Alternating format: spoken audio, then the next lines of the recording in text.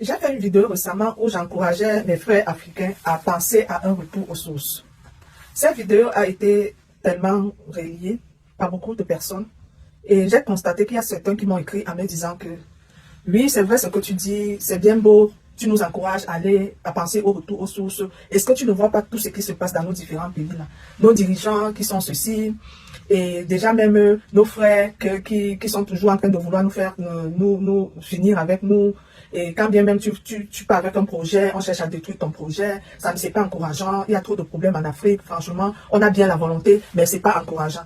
Je suis d'accord avec vous. Je suis d'accord qu'on a des problèmes en Afrique. Je suis d'accord avec vous du fait que c'est pas encourageant ce qui se passe en Afrique parce que nous-mêmes, moi-même j'ai essayé beaucoup d'investissements en Afrique où je me suis confronté à des difficultés. Mais sauf que la différence c'est que l'investissement que tu fais dans ton pays, le risque de l'eau perdre est moindre que le risque de perdre un gros investissement que tu fais en Occident dans un pays qui n'est pas le tien. Peu importe si tu es naturalisé ou pas. Je m'explique.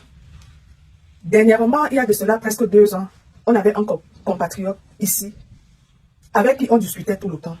Il ne voulait plus entendre parler de l'Afrique. Je ne sais pas quelle expérience il a eue. Certainement, il a été déçu par je ne sais pas quoi. Il ne se rendait même plus en Afrique. Il ne voulait plus entendre parler. Selon lui, il allait mourir dans ce pays et on allait l'enterrer. Alors, pour une raison ou une autre, il a eu un souci avec l'immigration ici. On l'a déporté dans son pays d'origine, où il s'y trouve jusqu'à présent. Ça fait pratiquement 2 ans. Je vous rappelle que ce monsieur a investi. Quand je dis investi, ce n'est pas un petit investissement. Le monsieur a bâti toute sa fortune dans ce pays. Mais alors, quand on le prend pour le jeter dans son pays, il n'a même pas eu l'occasion de partir avec un $100 dans sa poche. Il s'est retrouvé dans son pays natal où il n'avait ni maison, ni investissement, ni rien. Ça fait 2 ans. Ce monsieur a pété les plombs à l'heure où je vous dis.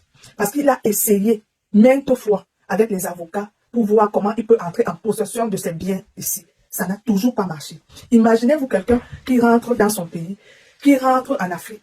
Il n'a rien prévu, il ne s'est pas préparé. Il se retrouve en train de errer.